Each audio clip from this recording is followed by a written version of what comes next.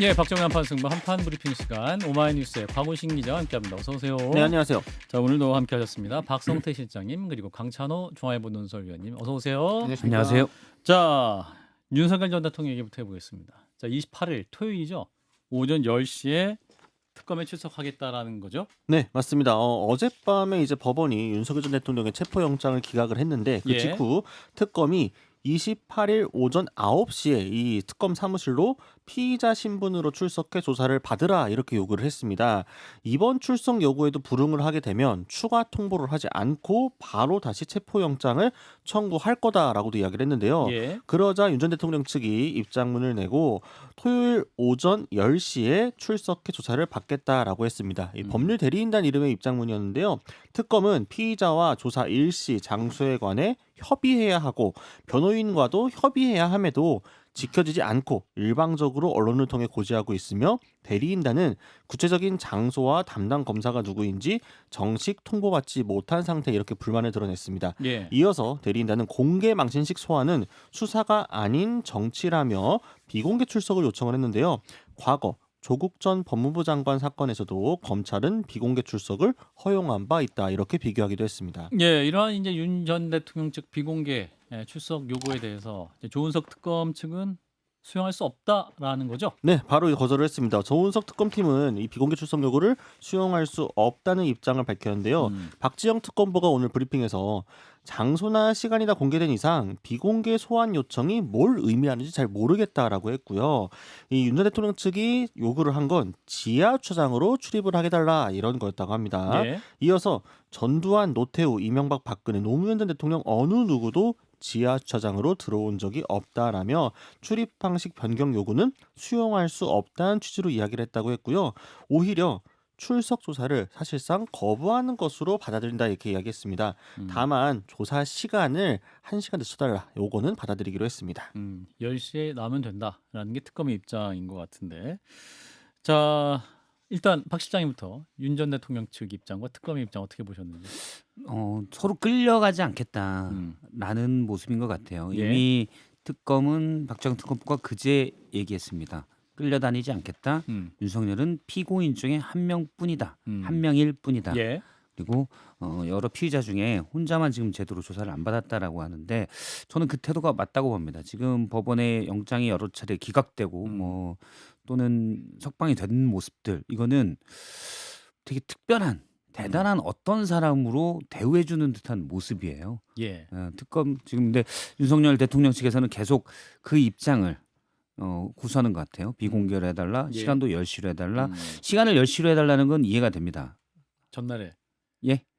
아니 뭐 평소에 국정이 9시부터 시작한 것 예, 같지는 예. 않아요. 그래서 예. 10시가 된다는 건 뭐 받아들일 수도 있다라고 생각하는데 예. 뭐 당당하게 나가겠다고 했는데 지하 주차장으로 갈 수 있게 해달라.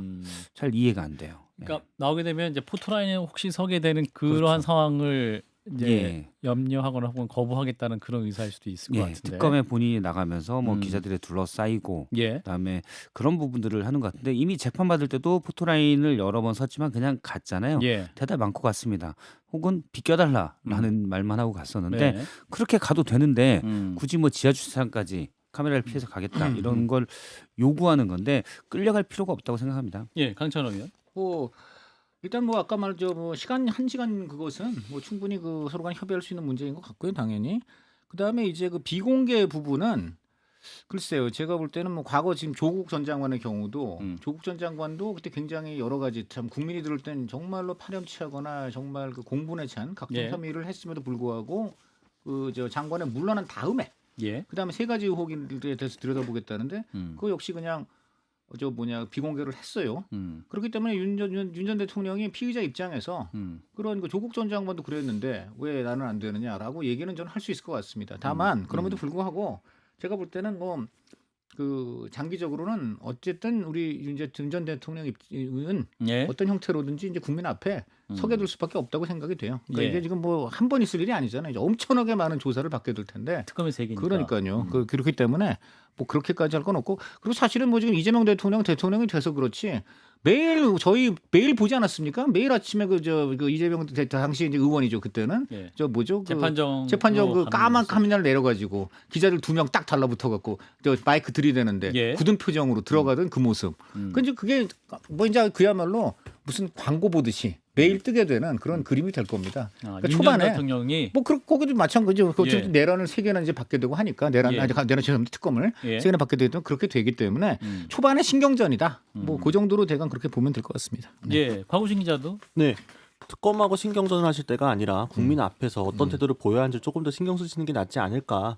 일면 사진으로 좀 실리기 싫으신 심정적으로는 이해됩니다만 개인적인 부분이고 어쨌든 국정을 책임졌었던 분으로 조금 더 책임 있는 자세를 보여주시는 게 맞지 않을까 합니다. 예, 이게 이제 3대 특검 모두 수사에 속도를 낼 수 있기 때문에 이러한 요구는 계속 지금 특검에서 나올 수 있을 가능성이 매우 높기 때문에 광고처럼 볼 장면이다. 이렇게까지도 말씀 주셨네요. 자, 이어서 오늘 이재명 대통령이 이제 새 정부의 추가 경정 예산안 제출과 관련해서 취임 후 첫 국회 시정연설을 진행했습니다. 관련 화면을 보고 이어가겠습니다. 경제는 타이밍이라고 합니다. 지금이 바로 그 타이밍으로 생각됩니다. 신속한 추경 편성과 속도감 있는 집행으로 우리 경제, 특히 내수 시장에 활력을 불어넣는 것이 중요하다고 판단했습니다. 경제 위기에 정부가 손을 놓고 긴축만을 고집하는 것은 무책임한 방관이자 정부의 존재 이유를 스스로 부정하는 일일 수도 있습니다. 예, 이재명 대통령이 이제 시정연설을 마치고 나가는 장면을 보고 계시는데 권성동 전 원내대표 악수하면서 뭔가 말씀을 나누는 장면이 있었고 정청래 후보와 박찬대 당대표 후보자 두 후보자와도 환하게 악수하는 장면까지 함께 보였습니다. 전해 주실까요?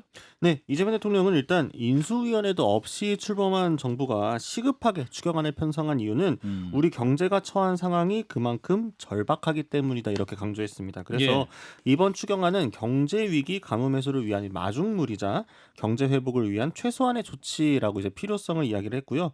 정부가 추경안에 담지 못한 내용이 있다면 국회 예산심의 과정에서 주저하지 말고 의견을 주시기 바란다라면서 예. 특히 야당 의원들께서도 필요한 예산 항목이 있거나 물론 삭감에 주력하시겠지만 추가하실 것이 있으면 언제든지 의견을 내주시기 바란다. 이제 이렇게도 했는데요. 이 국민의힘 의원들에게 의견을 달라라고 한 부분은 먼저 배포되었던 원고에는 포함되어 있지 않았던 내용입니다. 자, 그리고 이제 우상호 정무수석이 활동한 내용이 언론에 보도되는데 초일회. 이 초일회가 이제 비명계 전직 의원들의 모임이죠. 이분들과 만찬 회동한다는데. 네, 한국일보 보도였습니다. 예. 오늘 이제 밤에 서울 여의도 모처에서 저녁 회동을 하기로 했다라는 건데요. 이 초일회에는 양기대, 신동근, 윤영찬 전 의원 등 9명이 회동에 응했고 박광온, 박용진 전 의원 등 6명은 선약 때문에 이제 불참을 한다고 합니다. 예. 초일회가 이제 비명계 원외 인사들인데 특히나 이 초일회가 이재명 대통령이 민주당 당대표로 있던 당시 총선 공천 과정에서 컷오프 공천 탈락한 전직 의원 15명으로 구성됐기 때문에 예. 성격을 두고 이야기가 나오고 있는데요. 우상호 수석이 먼저 이 회동의 간사를 맡고 있는 양 전 의원에게 만나고 싶다 이렇게 의견을 전했다고 합니다. 예. 자, 일단 이재명 대통령의 오늘 첫 시정연설 어떻게 보셨는지 강찬호 의원부터 말씀 주시죠. 일단 뭐 이재명 대통령 첫 시정 연설이고 예. 오늘 국회가 과거와는 달리 네. 어쨌든 여야를 가리지 않고 다 경청을 일단 하는 모습. 예. 이것은 뭐 굉장히 그 의미가 있는 것 같습니다. 오래간만에 그래도 정상적인 시정 연설이 이루어졌다는 거 이걸 예. 하고 특히 국민의힘의 경우 보니까 송원석 원내대표가 오늘 시정 연설 전에 오전에 그 의원총회 하면서 예. 이재명 대통령 첫 시정 연설이니까 가서 우리가 경청을 하고 뭐 이렇게 기립도 하고 이렇게 하는 걸로 하자 이렇게 얘기를 했다고 해요. 예. 그렇기 때문에 국민의힘 입장에서 어쨌든 그 경청을 하는 모습을 보인 것은 뭐 의당 그래야 되는 거지만 과거에 민주당이 어떻게 했습니까? 그 윤석열 전 대통령 나올 때 뭐 피켓 들고 뭐 난리치지 않았습니까? 그러니까 이제 국민의힘 입장에서는 저는 그 유명한 미셸 오바마 말이 있지 않습니까? When they go low, we go high. 예. 그러니까 그 사람들이 저질스럽게 가도 우리는 정상적으로 가자. 이런 자세를 한 건데 뭐 그런 점에서는 저는 뭐 잘한 것 같습니다. 그리고 이재명 대통령도 뭐 어쨌든 야당의 협치를 구하는 그런 것을 보인 것은 잘한 것 같은데 예. 다만 오게틸이라면은 거기서 뭐 야당 의원들은 뭐 예산 협조 얘기하다가 갑자기 뭐 삭감을 하려 하시겠지만 이런 말은 과연 그 협치를 그렇게 요구하고 어차피 지금 대통령이 권력자인데 예. 권력자로서 지금 야당 의원들한테 협조를 구하면서 예. 어차피 당신들 반대하겠지만 뭐 이런 투로 지금 약간 얘기한 것 같잖아요. 예. 이거는 좀 아닌 것 같아요. 그런 것들이 조금 걸렸다는 의원들 의견이 있었습니다. 심각하게 얘기한 겁니까? 아니 그걸 애들립으로 했단 말이에요. 그러니까 애들립으로 했다는 게 무슨 얘기냐면 그거는 중요한 거죠. 왜냐하면 예. 그거는 애초에 딱 예정된 게 아니라 예. 본인이 생각을 실은 거예요. 그러니까 그런 부분에서 그 상당히 좀 그게 튀었다는 그 야당의 반응이 많습니다. 예. 그럼 뭐 이재명 대통령의 말하는 약간 습관인 것 같아요. 조크 형태로 끼워 넣는데 예. 뭐 그 받아들이는 사람에 따라서는 조크가 아니고 조롱으로도 들릴 수 있는 그런 측면은 좀 있다라고 보고. 현장에서 네. 이제 야당 의원들 반응이 안 좋았던 분들이 좀 있긴 있었죠. 예, 예. 소리가 그런 좀 나왔긴 했었어요. 일부 사람에 따라서 뭐 이렇게 들릴 수 있을 것 같고.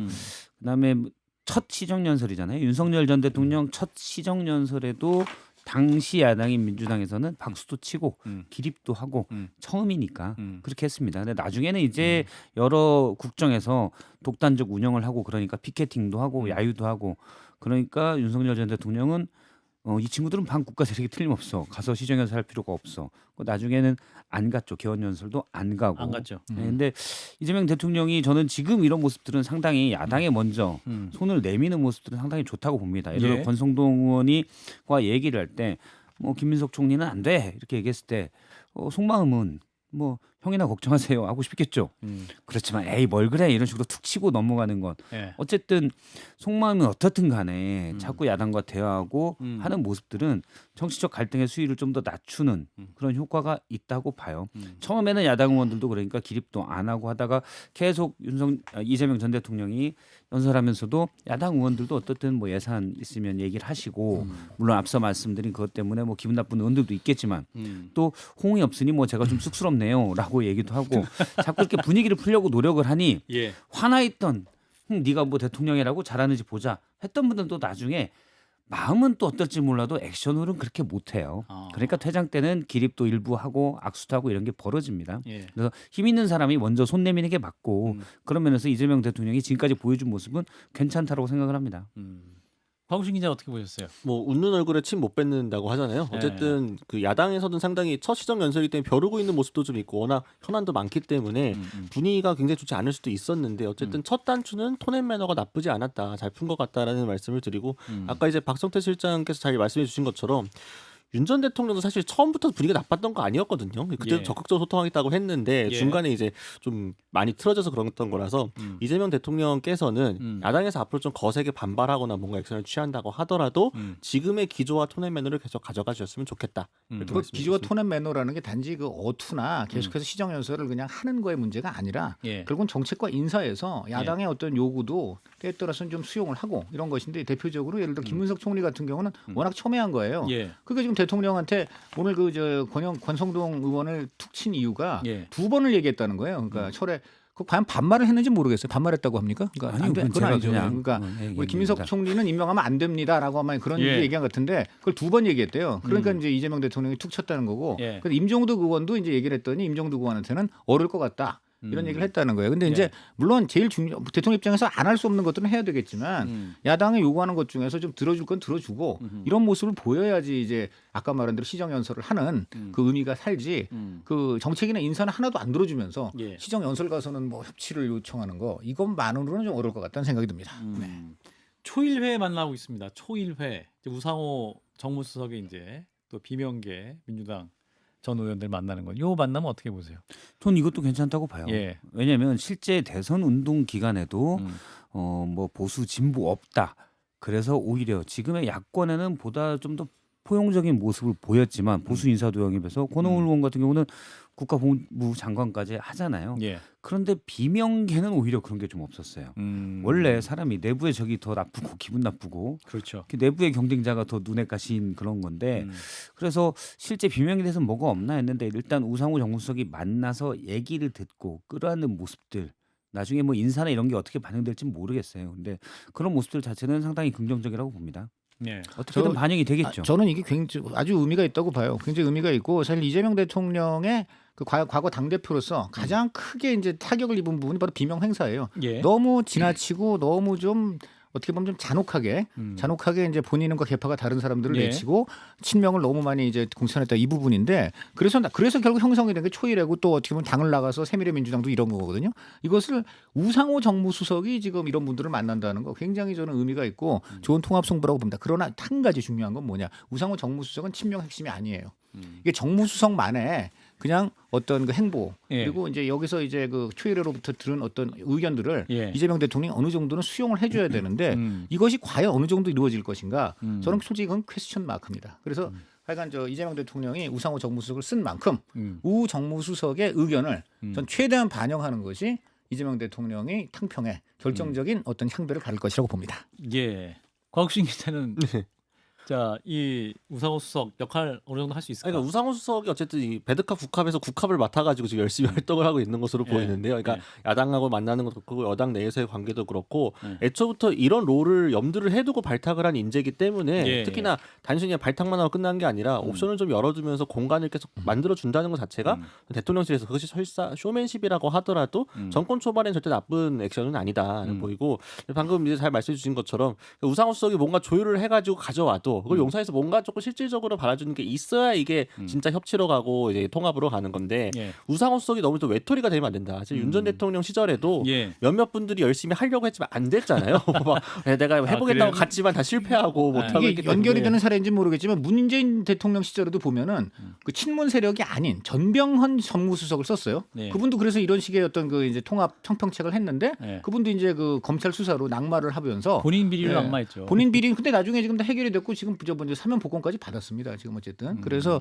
어쨌든 간에 드리는 말씀은 물론 그 사법적인 어떤 처리가 있었겠죠. 그런데 중요한 건 이런 겁니다. 정무수석을 보통 처음에 이렇게 본인 계파가 아닌 사람들을 임명해요. 그게 굉장히 중요합니다. 예. 그런데 그러면 제대로 써라.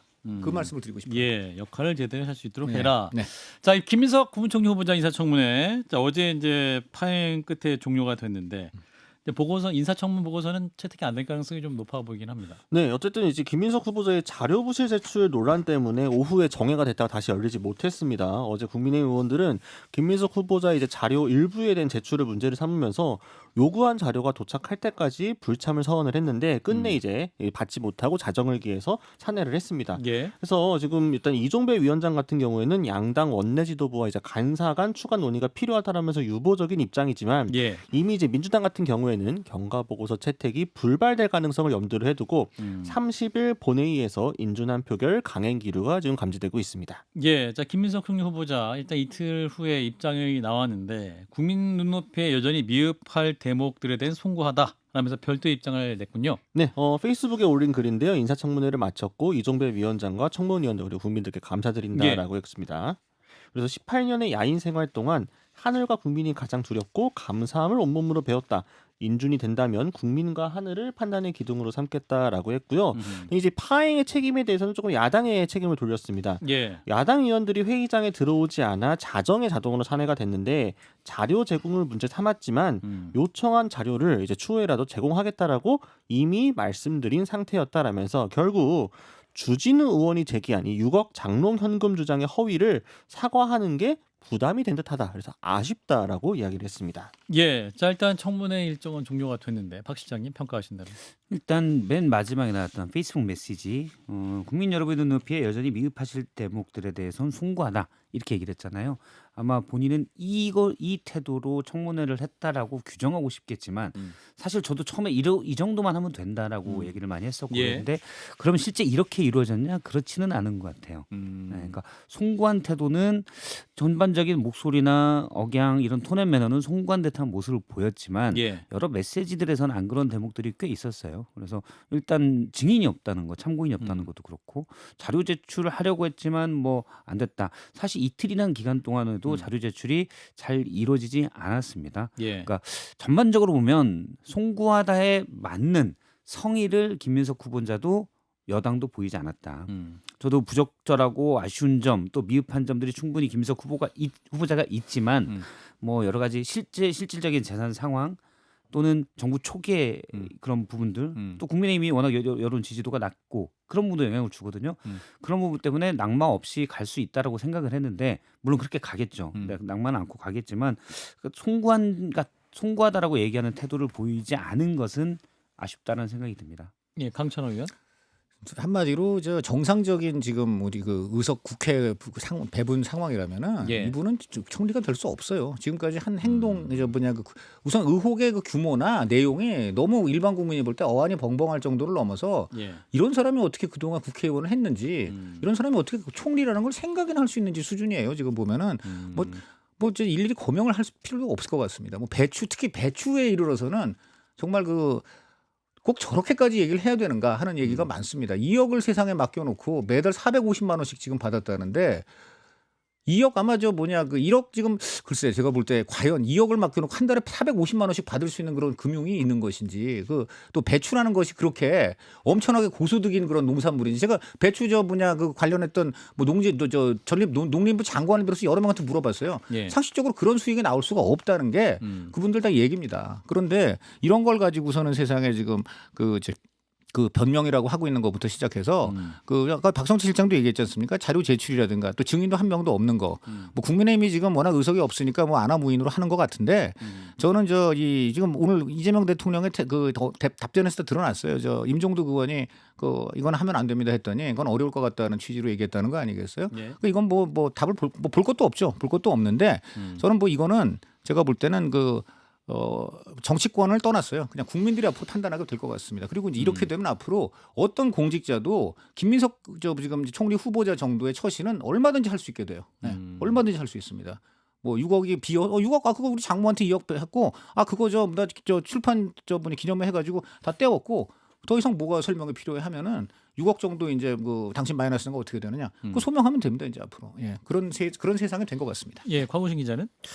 뭐 김민석 후보자 민주당에도 당연히 좀 비판할 지점들이 있는 것 같고요. 그러니까 이전에도 민주당이 뭐 20년 집권은 이야기하다가 일격을 맞지 않았습니까? 항상 입장 바꿔가지고 나중에 본인들이 야당이었을 때 여당 국무총리 후보자가 증인 채택 아무도 안 되고 자료 제출 제대로 안 됐을 때도 그때 뭐라고 할 건지를 염두에 뒀으면 좋겠다라는 점을 하나 두고요. 근데 다만 저는 그럼에도 불구하고 야당이 너무 실력을 못 보여줬다. 사실 그랬으면은 정말 여론전 잘해가지고 지금 당장 여론조사했을 때 김민석 후보 낙마해야 됩니다. 이게 지금 언론에 쫙 도배가 되어야 의석을 뒤집고 국민의힘으로 말 그대로 해갖고 할 수 있는 거거든요. 예. 근데 그런 여론 반전에 왜 실패했느냐. 결국 국민의힘이 이번 인사청문회 하면서 그냥 증인 채택 안 됐어요. 자료 제출 못했어요. 이렇게만 하는 거 말고 실제 현장에서 진짜 국민들 보시기에 이거 진짜 치명적이구나 안 되겠구나 이 바람을 일으키지 못했다. 그거는 결국 야당의 이 판에서의 실력 부족을 좀 드러낸 게 아닌가 싶습니다. 너무 게을러요. 그 사람들 기자였으면요. 제가 국민의힘이? 그 국민의힘 의원들 기자였으면 지금 저 사람 수상한데 한번 가서 취재하고 위에 사회부 부장이 시켰단 말이야. 예. 지금 나가고 와가지고 뭐 그분이 인터뷰 거부해요. 그분 집에 갔는데 뭐 문 닫고 안 만나줘요. 그러고 들어오는 기자들이에요. 그런 기자들은 해고감입니다. 네. 네, 지금 뭐 국민의힘이 내부적으로는 지지율도 엄청나게 떨어지고 가히 혼수 상태라고 할 수 있기 때문에 예. 못하는 게 있지만 그래도 어쨌든 책임은 지금 힘이 있고 그래서 또 그 힘이나 여론의 지지를 얻어서 정권을 잡은 민주당에서 또 김민석 후보자가 성의를 보였어야 되는 게 아닌가. 사실 말씀하신 대로 뭐 자료를 찾은 건 뭐 좀 그렇게 한 건 주진우 의원밖에 없다. 그렇죠. 주진우 의원 정도밖에 그런 없어요. 얘기들이 나오더라고요. 좀 뭐 그런 것도 뭐 아예 좀 어떻게 보면 맹탕 청문회가 된 거에 원인이 될 수 이게 있겠죠. 작년에 얼마나 국민의힘의 공천이 문제가 있었는지를 드러내는 그런 대목이기도 합니다. 네. 국민의 공천 문제까지 그럼요. 왜냐하면 있어요. 의원이 되면 최소한도의 퀄리티가 있어야 돼요. 왜냐하면 이거는 국민을 위해서 공익을 위해서 예. 진상을 파악할 능력이 있는 사람들이 의원이 되는 건 기본입니다. 예. 그건 기본이에요. 근데 지금 야당 의원이면 특히 그 역할을 해야 돼요. 전혀 못하고 있습니다. 공천이 잘못됐다고 봅니다. 주진우 의원도 제가 볼 때는 뭐 열심히 한 건 인정인데 예. 쓸데없이 자신의 군 면제 사유를 본인이 또 더 반박하는 와중에 더 키워서 예. 오히려 논점만 흐린 음흠. 그런 것도 좀 보여준 것 사실 같아요. 뭐 군면제는 이 대통령 이제 이재명 대통령부터가 군면제인데 그것에 대해서 그렇게 효율적으로 방어를 못한 부분은 그건 좀 능력 부족인 것 같습니다. 예, 일단 여기까지 하겠습니다. 곽우신 기자 고맙습니다. 감사합니다.